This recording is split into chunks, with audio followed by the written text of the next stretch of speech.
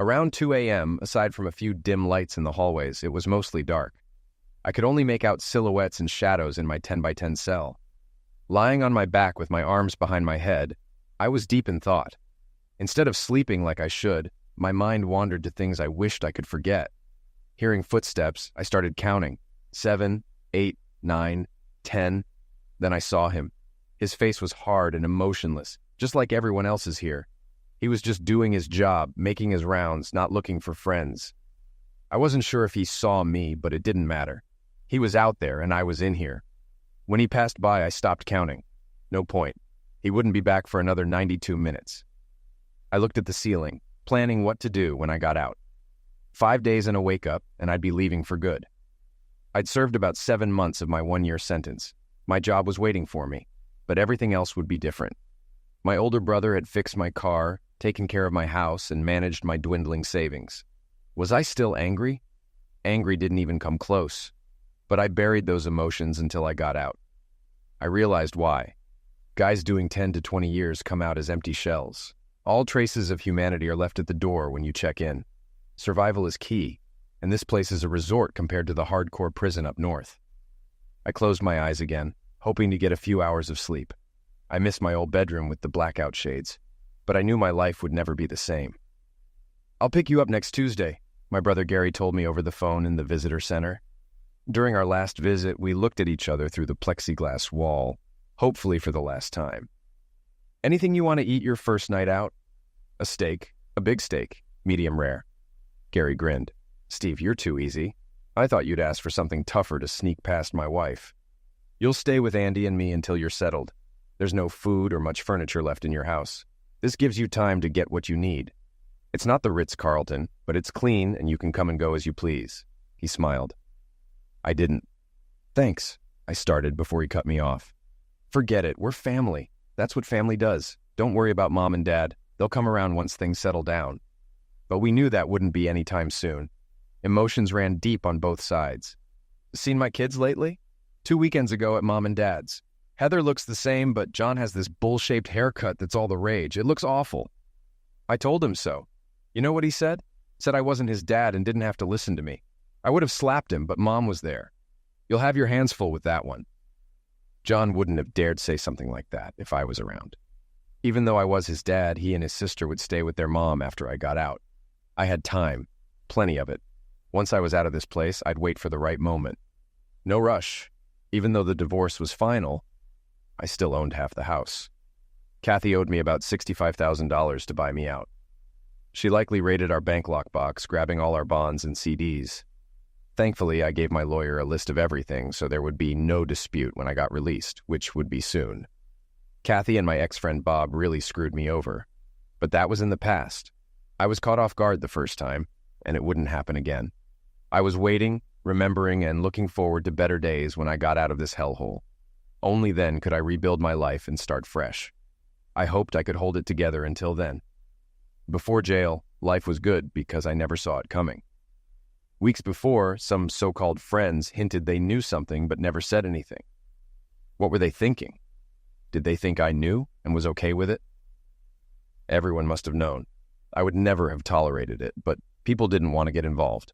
We had a great marriage, I thought. 12 years, 2 kids, a nice house, and good jobs. Sure, we had minor disagreements, but I loved my wife and never imagined what she was capable of. We didn't have many friends, just a few couples from the neighborhood. Most had been married over 7 years and were about our age. We all had at least 2 kids, except Bob and his wife, Connie. They'd been trying to have a child forever with no luck. Kathy probably knew why, but I tried to stay out of everyone's personal business. Connie started drinking heavily about a year ago.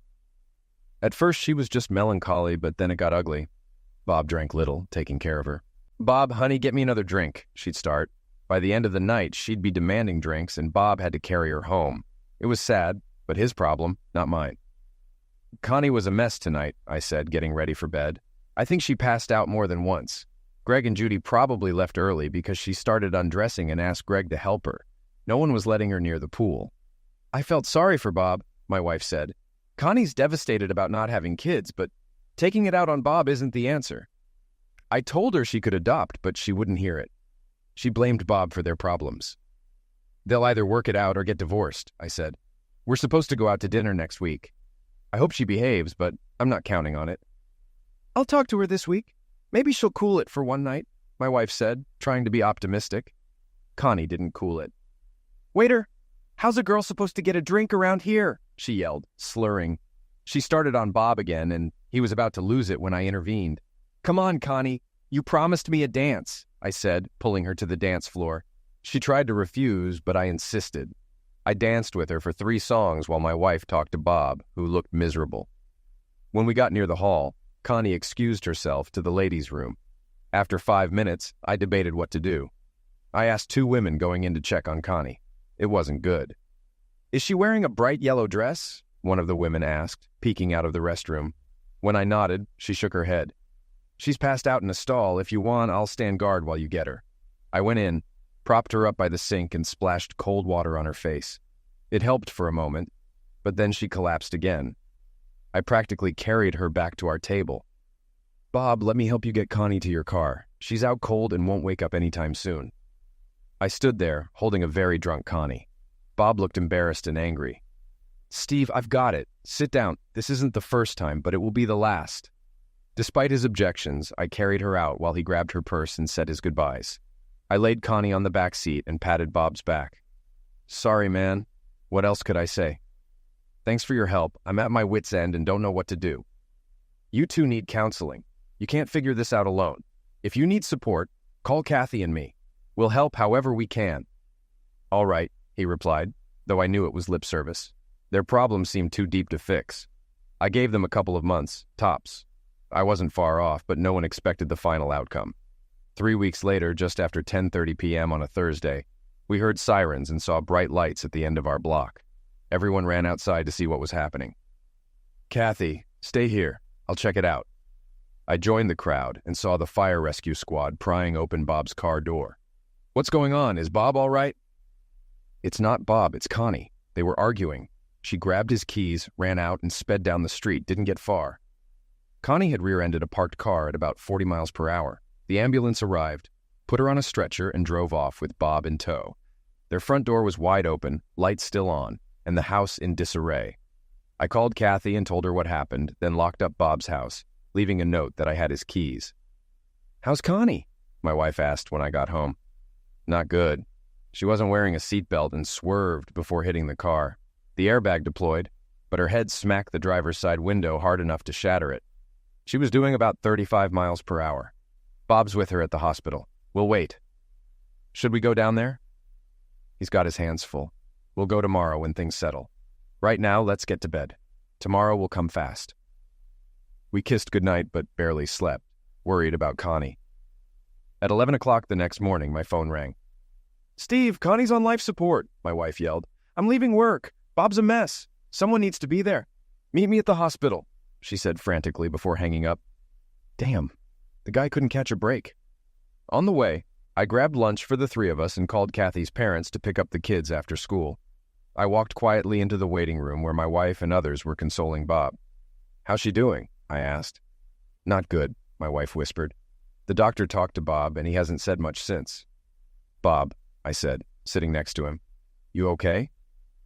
It was a dumb question, but I needed an opening line.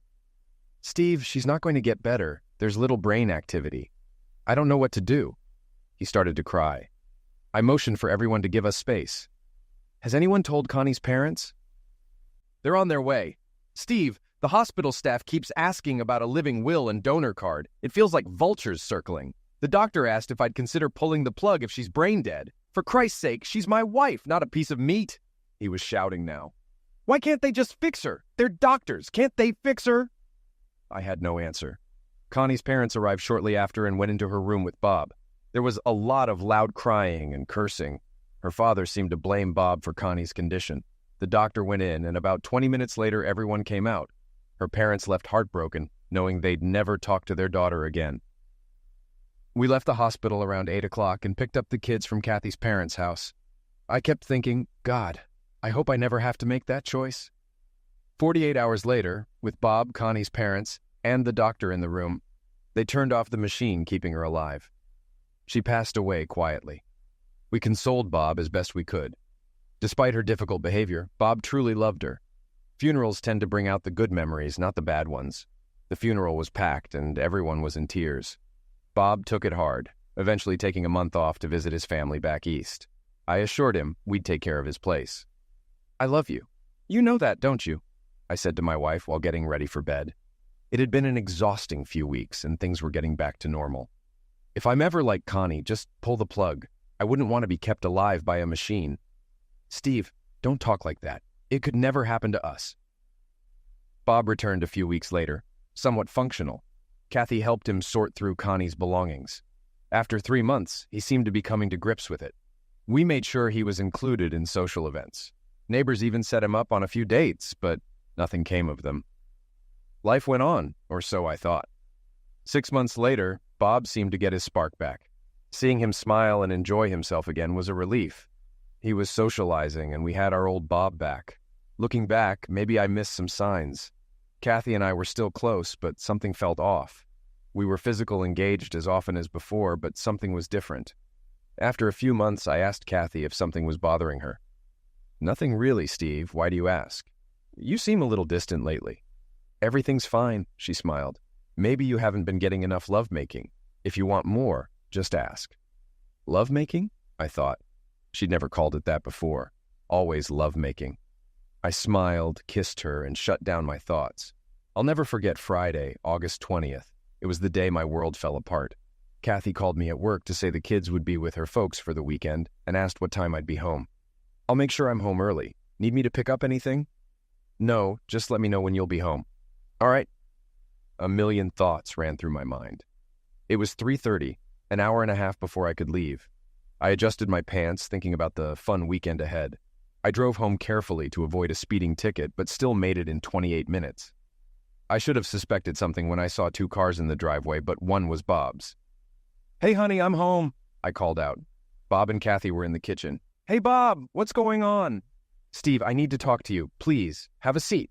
Kathy looked nervous, her voice quivering. "I'll just stand," I said. "Steve, I wanted to tell you myself before you get the papers. I was confused." "Kathy, what papers?" She stepped back. "Divorce papers." She could barely say it. My heart skipped a beat. "Kathy, what are you talking about? What divorce papers?" "Steve," Bob started, but I cut him off. "Bob, stay out of this. This is between me and my wife." Then it hit me. I looked at her, then at him, then back at her. "Bob, you should leave, now." My hands clenched into fists. "Kathy, you and I need to talk. Now," I shouted. "Bob, stay," my wife said. "Steve, this involves him too." "Bob, leave now or you'll be leaving in a body bag," I warned. He headed for the door. "Kathy, we need to talk." "Steve, there's nothing to talk about. I'm in love with Bob. I'm sorry." "You tramp. How long has this been going on? Even before Connie died?" Bob stopped, his eyes burning with anger. "Steve, you don't know anything." "Oh, I know enough. While I was consoling you, you were screwing my wife. Get out of my house, both of you." "Steve, it's my house too," Kathy said. "Not anymore. Get out." "I'll get my things and leave." "No, leave now." "Kathy, let's go," Bob said, pulling her to the door. "Listen to him," I taunted. "Steve, I'll come back for my stuff when you've cooled down." "You'll be dead by then," I spat. They left, eyes fixed on me. After they left, I lost it. 2 beers and a lot of destruction later, the house was a mess. I threw all of Kathy's belongings on the lawn and set the sprinklers to run for 4 hours. Then I locked the house and drank until I passed out. The next morning, I saw Kathy had taken her stuff. I was still angry and devastated. I didn't call anyone to tell them what happened, but I figured the neighbors knew. I called Kathy's parents to talk to my kids, but her mom wouldn't let me. "Steve, Kathy picked them up last night." "Nonsense, Fran." She was picking up her clothes from the lawn. "Let me talk to my kids." She hung up on me. I called back, but she didn't answer. Furious, I canceled all our credit cards and withdrew all the cash I could from the bank. I made coffee, ate some toast, and planned my day. Change the garage code, get new locks, and move anything valuable to my brother's house. Just as I was about to leave, the doorbell rang. I looked through the peephole and saw a man with a large envelope. He stayed for a few minutes, then left. I told my brother Gary and his wife Andy what happened and asked them to keep it quiet. Then I headed to Home Depot for new locks. On my way back, I saw Bob's car in the driveway and Kathy loading it. I should have driven by, but I was too pissed off for that. Instead of driving by, I sped up. With tires squealing, I turned into my driveway and crashed into the back of Bob's car. Bob jumped into his car just as mine made contact, pushing his car against the closed garage door. I reversed about 15 feet and floored it again, driving his car through the garage door. Steam billowed from under my hood, and my engine made a terrible noise, but it reversed again. I backed up 10 feet, floored it, but my car only moved Bob's a few feet before stalling. Heart pounding, I grabbed my son's aluminum bat from the garage and started swinging, smashing the driver's side windows and the windshield. I was about to open Bob's door when I heard loud voices behind me. "Drop the bat and put your hands on your head," a police officer ordered. I complied, dropping the bat and kneeling down. They handcuffed me and put me in the patrol car. Bob, shaken and scared, got out of his car. I wanted to threaten him, but couldn't. My wife was crying, talking to the police and looking at me. I smiled back. Taken downtown, I was booked and given one call. I called my brother Gary. Since it was the weekend, I spent 2 nights in jail before my court appearance on Monday. I pleaded not guilty, and the judge set my bail. Gary bailed me out late that afternoon. "Steve, they're talking about attempted homicide or at least assault with a deadly weapon." "I know. First, take me to the bank. She's probably cleaned out the accounts, but I need to check." The cash was gone from our accounts, but not the CDs and bonds. However, a court order prevented me from removing any of them. "You could have at least left me $5 in our account." "You really are cheap," I told Kathy when she answered her phone. "I needed that money for me and the kids." "Doesn't Bob make enough money?" "I've got a house payment to make." "Maybe I should just make a little fire in the living room, just to take the chill off." "Steve, quit talking crazy. I'm sorry about all of this, but you're making it harder. Why can't you just accept it and move on?" "I'll move on when you send my kids back home." "Steve, I can't, especially in your current frame of mind. I don't think you damaged them, but I can't take that chance. After this is over, I'll let you see them as much as you want. But I can't say the same about you and Bob. This is the last time I'm talking to you. From now on, you'll have to go through my attorney. I'm sorry it happened this way." "Kathy, you have no idea how sorry you and Bob are going to be." She hung up. At my court date, my attorney pleaded temporary insanity, arguing my actions were impulsive after Kathy's revelation. Kathy and Bob claimed they feared for their lives and mentioned a restraining order. "Mr. Moore," the judge said, "did you tell Mr. Kelly that if he didn't leave, he'd be leaving in a body bag?" "I don't remember my exact words, Your Honor. It may have been something like that. But how would you feel if a friend was with your wife behind your back?" The judge was unimpressed, and my lawyer quietly reprimanded me. "Steve, say nothing. Do you understand? From now on, you don't remember a thing. Is that clear? I'm trying to prove you didn't know what you were doing, and your comments aren't helping." He was right. Chris, my boss and main character witness, backed me completely. He testified that I was a model employee, never losing my temper. After his testimony, the case closed. We awaited the judge's decision, which would come in a few days. Back at work, my boss offered to have some thugs make Bob and Kathy disappear. I declined, preferring to handle it my way. I wondered what that service might have cost. 6 months and $12,000 later, I ended up screwed by both my ex-wife and the system. The divorce went through, and she got 50% of everything. The house and all valuable items were to be sold. She claimed her jewelry was missing and accused me of taking it. I countered that mine was gone too, suggesting she took it all. "You're in jail. Are they nuts?" I yelled at my attorney after the judge's sentence. "Steve, it could be worse. You could have liquidated him and faced manslaughter.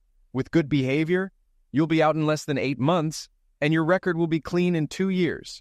Do the time, get out, and move on." Easy for him to say.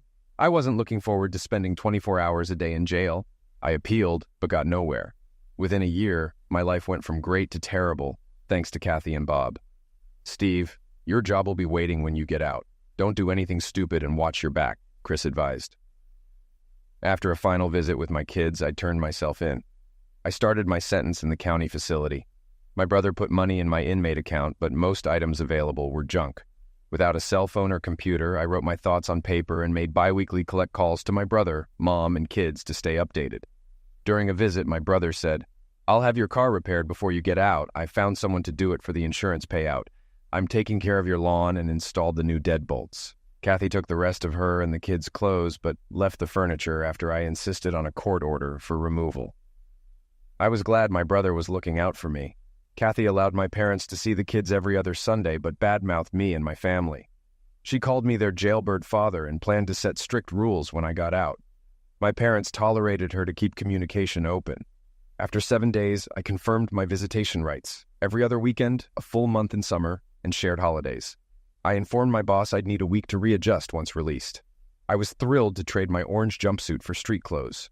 Gary was waiting outside. We headed straight to the nearest bar. "To freedom," I said, clinking our bottles before downing the first of 3 beers. "Andy has a steak dinner with all the trimmings waiting for us. You can stay with us for a few nights until you go through your things at the house. It's still up for sale, but there haven't been any offers. Kathy wants to lower the price but needs your approval." I smiled. "All the furniture is still there, but I trashed the master bedroom set as you instructed." Dinner was fantastic. I ate more than I had in 8 months, enjoying the freedom to do as I pleased. I drank too much, vaguely remembering 5 or 6 beers and 3 glasses of wine. I woke up after 10 o'clock the next morning and finally managed to get up and hit the bathroom by 11. In the kitchen, I found a note on the counter. "If you're reading this, you survived last night. There's coffee made and everything else is in the fridge. The spare bathroom has soap, a razor, shaving lotion, a toothbrush, and toothpaste. If you need anything else, we'll get it tonight. The keys to your car and house are on the key rack by the back door. Don't do anything stupid. See you around 5:30. My brother knew me well. 2 cups of coffee and an English muffin were all I could manage. After a shower and a shave, I felt almost human again. Gary had laid out a fresh change of clothes, and within an hour, I headed to my house. The outside looked the same.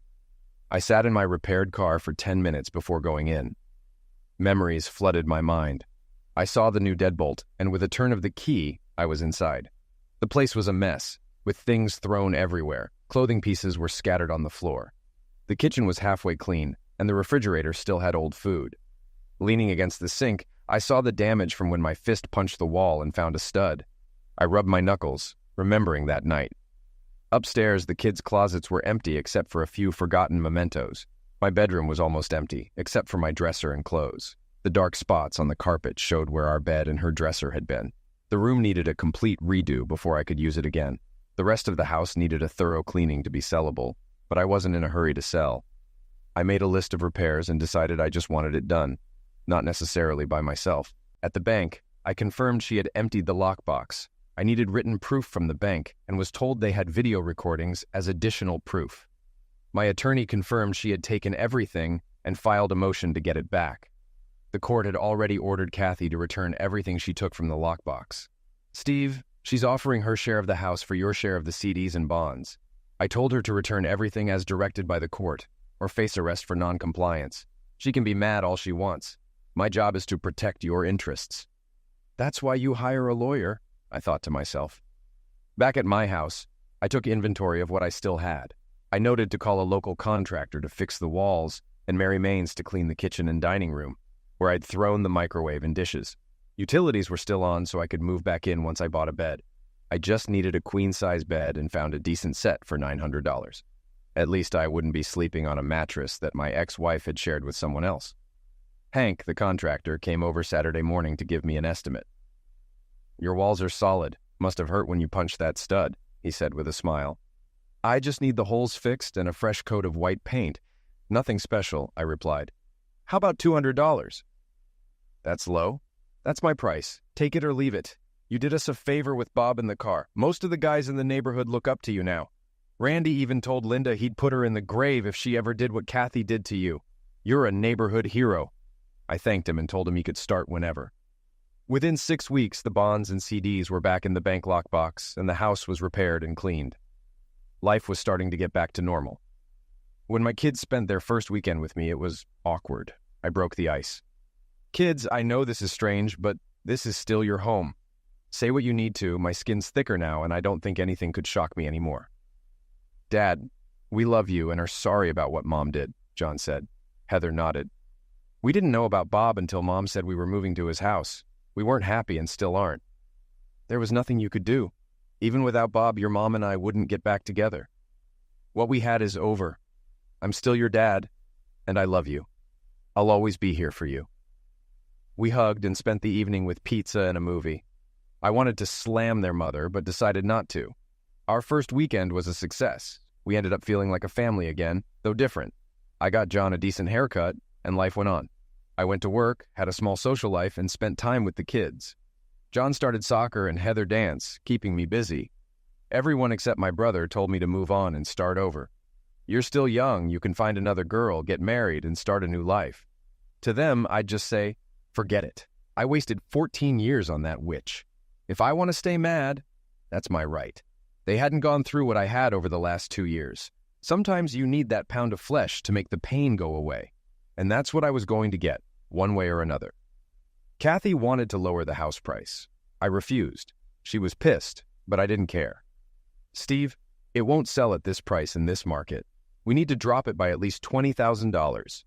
If you want to give up $20,000 of your share, fine. Otherwise, the price stays.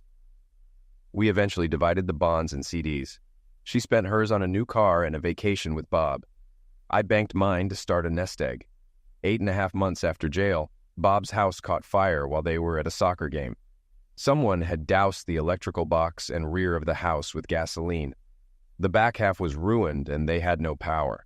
The next day, 2 police officers came to my door. At the station, they got nothing from me. I was at a neighborhood party with at least 10 witnesses, I said. Steve, you were only a block away. You could have done this, one officer accused. Prove it, I replied. When I'd had enough, I stood up. Charge me, release me, or I'm calling my lawyer. We're releasing you, but keeping an eye on you. Mentally, I checked off my list. 1 down, 2 to go.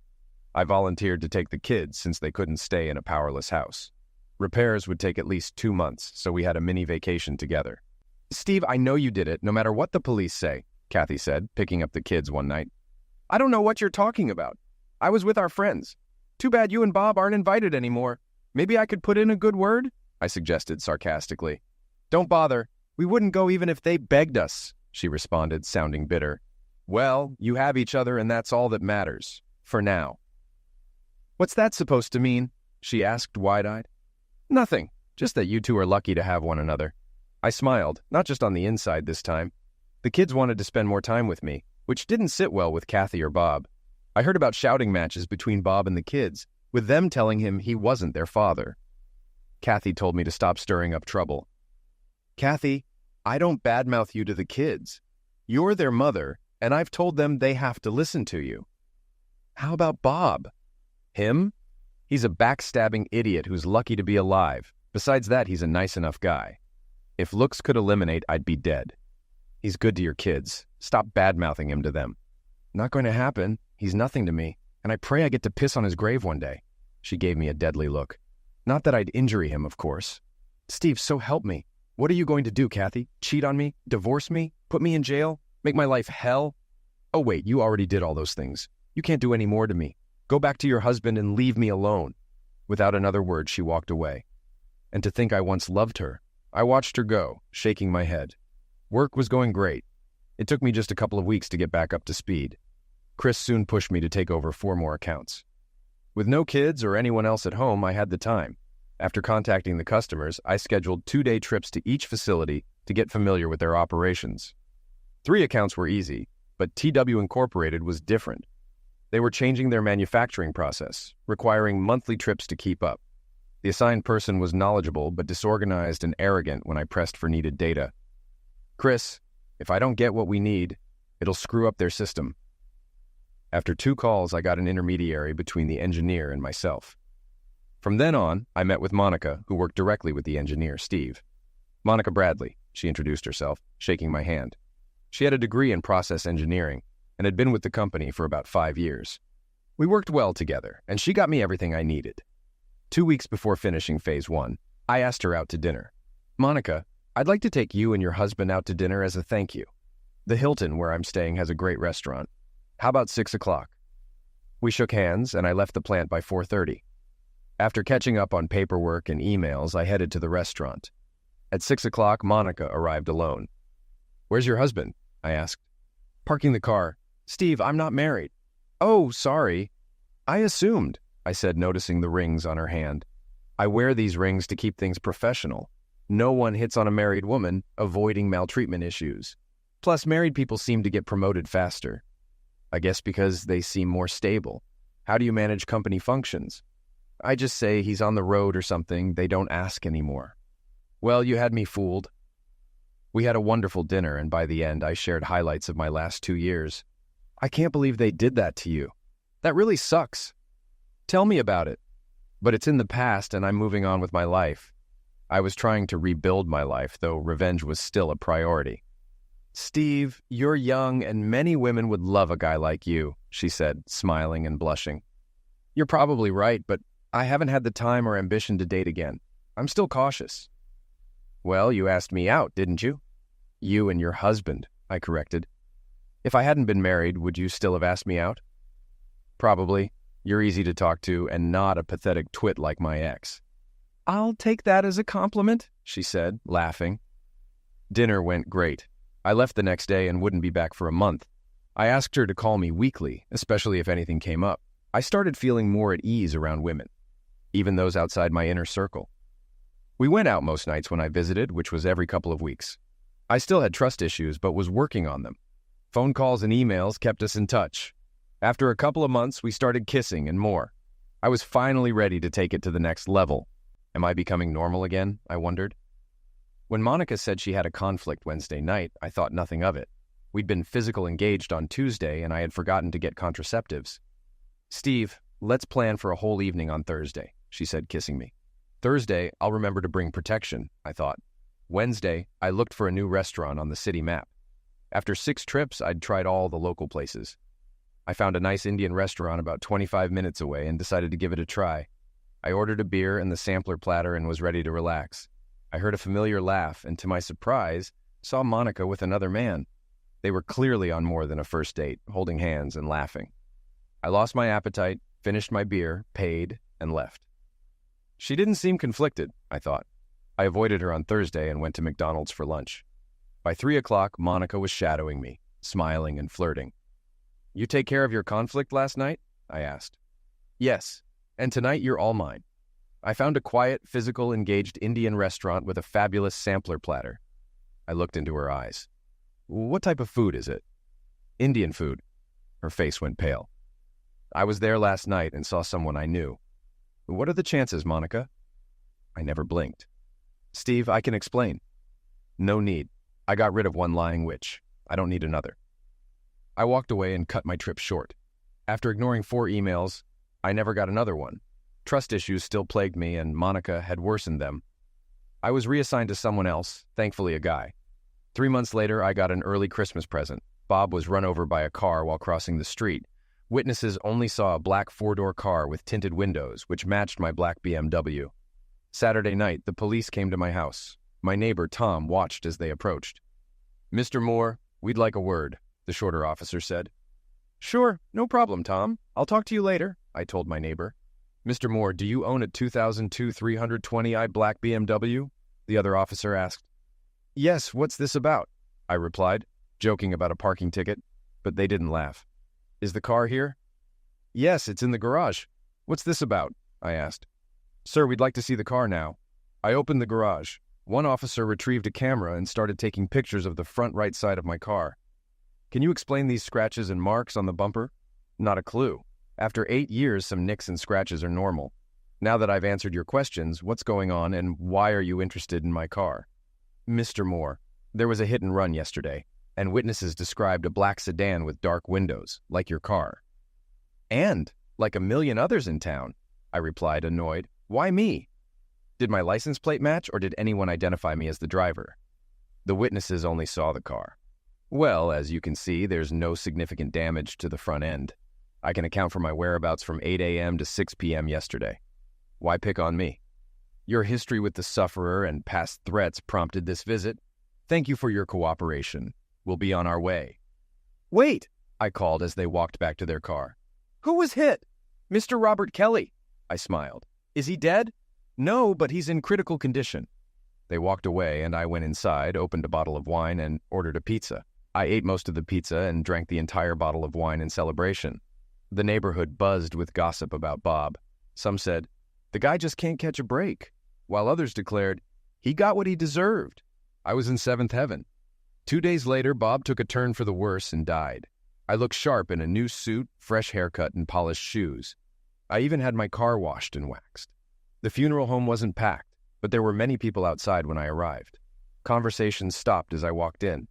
I didn't sign the book, just walked down the aisle. Kathy saw me and looked shocked. My children smiled at me. Kathy tried to stop me before I reached the casket, but failed. From the moment I entered, I'd been preparing. When I reached the casket, I had plenty in my mouth. I looked at Bob lying peacefully and spat in his face, enough to dribble down onto his shirt. Kathy screamed, crying and calling me every name in the book. This time I smirked openly. 2 down, 1 to go, I said to her. She froze, fear replacing her tears. I warned you, I said softly, and walked out of the now silent funeral home. Over the next month, the cops questioned me twice more at Kathy's insistence. Just because it wasn't my car doesn't mean I wasn't involved, she claimed. They never caught the driver, and after a few months it was old news. When the patrol car arrived at my driveway, I was expecting it. I locked up my house as my neighbors watched me being taken to the police station again. Mr. Moore, do you know David Kent? One detective asked, showing me a picture. Sure do, I replied. How do you know Mr. Kent? I hired him to watch my ex-wife. He's been on and off for about a month. I pushed the picture back. Why did you hire Mr. Kent to watch your ex-wife? Since she took up with her now late husband, she seems to have bad luck. My kids live with her, so I hired David to ensure their safety, mostly at night. Well, your ex-wife reported being followed. She saw Mr. Kent several times and called us when we picked him up. We found out you hired him, the detective said sarcastically. Mr. Moore, this borders on maltreatment, and you might be charged if it continues. I'm just looking out for my kids. I don't care what happens to my ex, but my kids are different. If this is a problem, I'll rely on your department to ensure their safety. It's not illegal, but it's pushing the limits. Why don't you talk to your ex and work something out? Last time I tried that, I went to jail. They let me go, but warned me they'd keep an eye on me. They needed a better line. I didn't pay David to be inconspicuous. I wanted Kathy to see him. The next guy I hired was even more noticeable, looking like someone from a Hell's Angels movie. He cost $30 an hour and worked 3 hours every 4th night. But he had the effect I wanted. I wanted to drive my ex over the edge. If she had a breakdown, I'd get the kids full time. I wanted my family back. Steve, what the hell do you want? A distraught Kathy screamed into the phone. I want you to choke on your spit and die, Kathy. She hung up immediately, shocked. I was waiting on my porch when the police arrived. You're late, I told the officers. Kathy was charging me with threatening her life, but I had already contacted my lawyer who was waiting at the station. My client did not threaten his ex-wife, my lawyer told the police. He expressed a wish, not a threat. She took it as a threat because she's still being followed by people hired by your client. It's not illegal to have someone watched. Unless you have a recording of Mr. Moore threatening to eliminate Mrs. Kelly, you have no case. Mr. Moore, why don't you move on? She left you. It happens. If she snaps and someone gets hurt, we'll come for you. Is there a way to end this? I asked my lawyer. My client wants his children back. If Mrs. Kelly gives up custody, he'll back off. That's for the court to decide. Then we're done here, my lawyer said, and we left. The following Sunday morning, while having breakfast and reading the newspaper on the deck, the doorbell rang. I opened the door to Kathy's parents. Steve, do you have a minute to talk? Sure, come on in, I said. They were dressed for church. Can I get you a cup of coffee? No, thank you. What brings you here? I asked. Kathy's father spoke up. Steve, we know what our daughter did wasn't right, especially with you going to jail. But she's our only child, and we don't want anything to happen to her. Look, I'm not trying to injure her. She made bad choices and is paying for them. I want my children back. They're better off with me, especially since she's having bad luck. I'd hate for something to happen to them if something happens to her. They stared at me, unsure of what to say. Steve, we'll talk to her. But you know how she is, Kathy's mother said, trying to ease the discomfort. That's where you're wrong. The woman I married would never have cheated or thrown me to the sharks. I don't recognize her now except as the mother of my children. I want her to suffer a horrible and painful end of life. I don't forgive, and I don't forget. They left quickly. I think I made my point. Thursday evening, the visitor I had been expecting finally arrived. It was just after 7 and getting dark. She must have walked because I didn't hear a car. She rang the bell. I looked through the peephole and let her in. She was already angry when she walked through the door. I had expected a phone call, but seeing her in person was better. Come in, Kathy. Want a drink? Acid? Hemlock on the rocks? I said, shutting the door. Very funny. You really are a prick, you know that? I reopened the door. I think we're done here. Nice of you to stop by. Have a short, miserable life, I said, holding the door open. I'm not leaving until we talk, she replied, sitting down gingerly in the living room. Suit yourself, I responded, closing the door and going to get a glass of wine. What brings you here? Our humble abode. I still own 50% of this house, she stated. Less what I've paid since the divorce, I reminded her. I want this place sold. What's it going to take to drop the price? She asked. An act of God. Are you willing to cover the loss with interest? I countered. I just want you out of this neighborhood and away from me, she declared. That's never going to happen, I said firmly. You still hate me that much? She inquired. More than you can imagine. It was awful how it all went down. But I never intended to get involved with Bob. It just happened, she explained. She couldn't think I was that stupid or naive. Nonsense, Kathy. Nothing just happens unless he put a weapon to your head. You went willingly. Was he so much better in bed that you destroyed our marriage and family? My anger flared. It wasn't about the lovemaking. He needed me. He had no one. We fell in love because we needed each other, she said defensively. What were you doing? Charity work? I needed you. Our kids needed you. Our marriage needed you. But you chose your needy puppy over us. Now he's dead, and a lot less needy, I retorted, smiling as I relished the memory. I only wish I had been the one driving the car that liquidated him, she confessed. Steve, you've become so hateful. Taking pleasure in someone's misfortune is sick, she admonished. I'd like to say I did this to myself, but you and your lover played a big part. That's a cop-out, Kathy. 60% of marriages fail. Not all spouses go around hating the other, I pointed out. I don't care about anyone else's marriage but mine. How long was I the fool? She asked. Does it matter? I questioned. To me it does. 2 months, 3, 5, she probed. About 5 months. It just happened the first time, and I almost told you. I was devastated, she revealed calmly, sounding rehearsed. But you didn't tell me, and you weren't that devastated because it kept happening. How many times did you screw him in our bed? I demanded. Never! I wouldn't do that to you, she said angrily. So it was okay to screw him everywhere else? Many of our friends saw it but never told me. You proved you couldn't be trusted, I retorted. So where do we go from here? This house is our last connection, she said. What about the kids? I'm not giving them up. Nothing you say will change that, I asserted. My mind raced. Kathy, I'm not going to convince you. You got full custody because of what you drove me to do. If I hadn't gone nuts on Bob and his car, I might have had a chance. Bob got what he deserved. Now it's just the two of us. Her eyes widened. Steve, are you threatening me? She asked. Me? Deprive my kids of their mother? I said, dripping with sarcasm. Never. But if something should happen, like a heart attack, lightning strike, or an accident, I'll make sure the kids always remember you. If you have any last requests, you might want to write them down soon. You never know what might happen. I borrowed that line from a movie where a hitman advised his target to get his affairs in order. I'm out of here, Kathy said, standing up. We had 12 good years. I'm kind of sorry it ended. She tried to kiss my cheek, but I pushed her back, almost knocking her over. Don't ever touch me again, I warned. You're a 304, she was taken aback. I'm sorry, I just thought, she began. You thought what, that we're okay now? You make my skin crawl, I said, my eyes burning with anger. Sorry, she said, flustered and horrified. Don't be, because I'm not, I retorted. She walked out and started down the driveway. By the way, you know that look you just gave me? Bob had the same look right before the car ran over him. Too bad I didn't have a camera to show you, I added. I shut the door, watching Kathy run for her house. In truth, I was the one who started the fire at Bob's house. 2 Gatorade bottles of gasoline and a lit cigarette were all it took. I made sure everyone was out of the house. I hoped it wouldn't be reported to the fire department until the house was fully engulfed. So much for that plan. It took less than 5 minutes from start to finish, including tossing the plastic Gatorade bottles into a neighbor's recycle bin. I had excused myself to go to the bathroom, slipped out the side door, and went through the backyards to the back of Bob's house.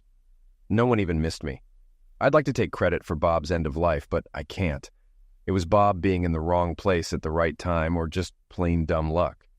If he had looked both ways like his mother probably told him to as a kid, he'd still be alive.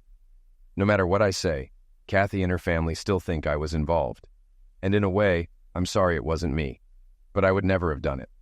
I'd been locked up in jail once, and I never wanted to go back, especially not to the joint up north. Anyway, by now Kathy was probably at home locking the doors, thinking she's next on my list. Am I going after her? Not a chance. I'll just drop hints and innuendos until I drive her nuts and the court gives me back my kids. I will, however, tell any prospective homebuyer about the arsonist in the neighborhood who still hasn't been caught. You see, I like living right where I am, especially with my 2 children just up the street. Who knows? When they turn 13, they might just decide to live with their old dad. Well, I can hope. The only good thing that has happened to me during all of this was meeting someone I think I may have a future with. Her name is Ellen, and she works for the State Department of Corrections.